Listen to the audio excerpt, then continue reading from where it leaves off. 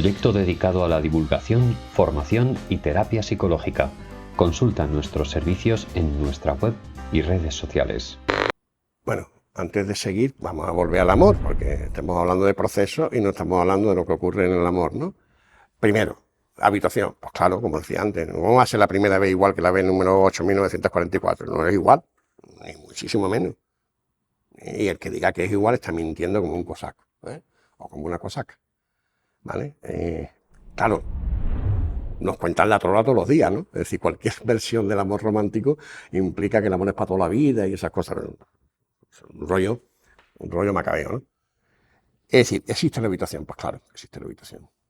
A ver, ¿existe la recuperación espontánea? Que duda cabe. Lo simpática que va a estar mi mujer el domingo cuando me vea no va a ser lo mismo que si hubiera estado toda la semana con ella. ¿Me entiendes? Y si en vez de dejar una semana, dejara pasar 2 meses, pues mucho más todavía. Es decir, se producía el fenómeno que llamamos recuperación espontánea. Claro, claro. Tercero, deshabituación. Pues claro, es decir, yo siempre me acuerdo cuando hablo de la deshabituación, esa habituación, por ejemplo, imagínate que estás con una persona, vamos a decirlo en plan fino, con la cual haces el amor un montón de veces. Y pues todo habituado a una forma de respuesta. Y de pronto hace, siempre me acuerdo de mi película, el portero llama 2 veces, ¿no? Se llama Es decir, no sé si habéis visto la película, pero de pronto es entre Jessica Lange, que es la actriz, y Jack Nicholson, una escena muy tórrida de estas escenas imposibles, ¿no? En la mesa de una cocina, ¿no? Y me acuerdo que hay allí harina, pan, ya creo que están amasando pan, ahí se llenan de harina, era una cosa muy tórrida. Pues claro, es decir, fijaros que hacen lo mismo y te exponen a estímulos parecidos, pero en un contexto totalmente distinto. En lugar de hacerlo en el dormitorio y tal, los sábados por la noche, con la posición del misionero, pues resulta que te vas a la cocina encima de la que eres, mesa llena de harina, etcétera, ¿vale? Pues claro, eso es como la bombilla que hemos visto antes. Es el mismo sonido, las mismas personas, pero acompañada de. Claro, que es lo mismo que, ay, sorpresa, como es nuestro aniversario, he cogido una habitación de hotel y le he puesto lleno de velitas. Pues eso, está utilizando la deshabituación como mecanismo para que se levante la pasión. La pasión y otras cosas que es necesario que también se levante. ¿Vale? Entonces, eso es deshabituación. Fijaros que es distinto a la recuperación espontánea. Fijaros que el efecto aparentemente es el mismo. Una respuesta que fue habituada y ya no está habituada. Pero como lo que lo produce es diferente, en un caso es el mero paso del tiempo, en otro caso es la presencia de un estímulo extraño, le damos nombre distinto, ¿vale? En mi asignatura siempre aviso en este punto. Os voy a hacer alguna pregunta para que os confundáis entre deshabituación y recuperación espontánea. Y el que avisa no es traidor. Ya pondré la pregunta en el examen y habrá bobos que se equivocarán, muy bien equivocados, porque hubieran prestado atención. Siempre lo aviso y siempre caen, por cierto. Bueno,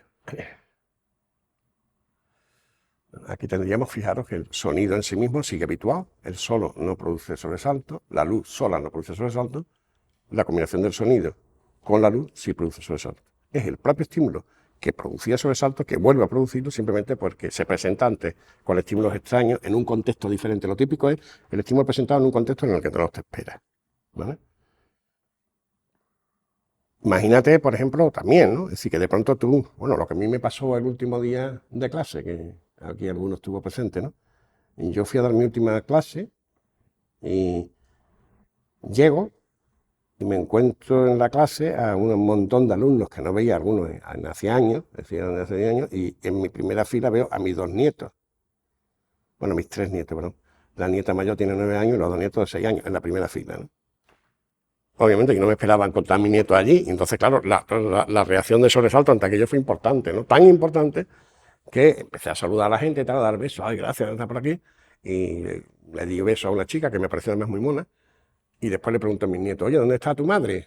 Y me dice la chica mona, papá, me acaba de dar un beso, y de pronto creí que era mi hija, ¿no? Así no la había ni reconocido. Eso, si os fijáis, es esa habitación, es decir, sí, a mí estoy acostumbrado a verla en mis situaciones, pero no me la esperaba en la clase en absoluto y mucho menos mis nietos, etcétera. Entonces, claro, la reacción que yo me produjo fue mucho más intensa. Eso es un ejemplo es decir, un estímulo que se presenta en una situación en la que tú no esperarías ese estímulo. Eso es una típica situación que produce deshabituación. Vale. Vale. Creo que esto repite, bueno, esto exactamente es eso. Fijaros, la curva de habitación primera va descendiendo ante el sonido está sonando son ensayos, ¿no? En cada ensayo presentas el sonido, salvo en ese ensayo que está señalado con la flecha, que además del sonido viene la luz. Y justo en ese ensayo, cuando se presentan los dos, sube la respuesta, se deshabitúa. Y después sigue presentando el estímulo solo con el sonido no. ¿Vale? Bien. Bien. ¿De qué depende la habituación?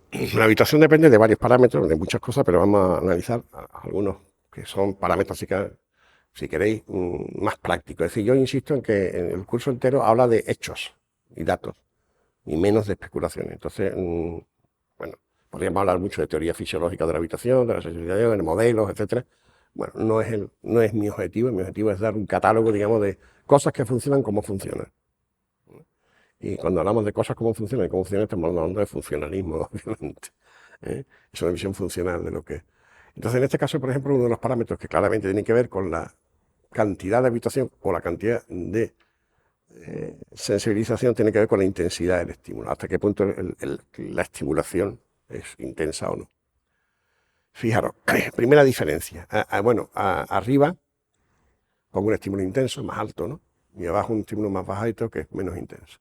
Primero, fijaros, la primera diferencia entre la curva de arriba y la curva de abajo es que la curva de arriba tiene una fase de crecimiento, es decir, sensibilización seguida de habituación, y sin embargo, en la curva de abajo solamente hay una curva de descenso, solamente habituación.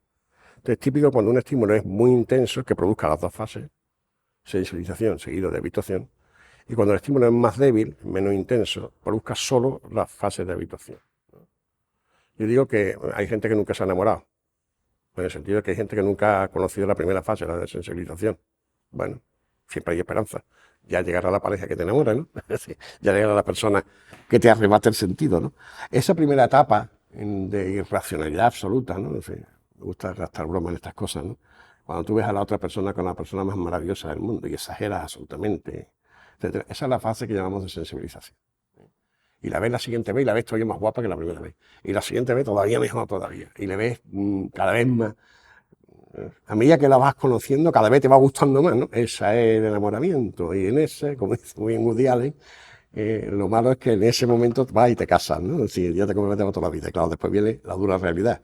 Y es que esa etapa va seguida de otra posterior, que de habituación, en que ya vas perdiendo en gran medida esa emoción esencial. Claro, ojo, cuidado, no voy a cometer un error que cometen muchísimos, incluso conductistas. El amor no es solo eso.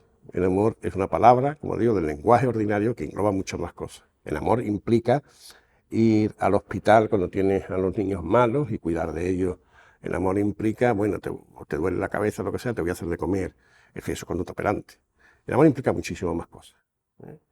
La sensación o la emoción, lo que yo llamaría enamoramiento, que por cierto me parece que es incompatible con el amor, porque no hay nada más egoísta que el enamorado. El enamorado lo que busca es sentir algo, él o ella. Cuando tú amas a alguien no buscas tu propio sentimiento. Cuando tú quieres realmente a una persona, tú quieres la felicidad de la otra persona. Y haces cosas que es un coñazo. Oye, gordo, ¿me vas a comprar tabaco?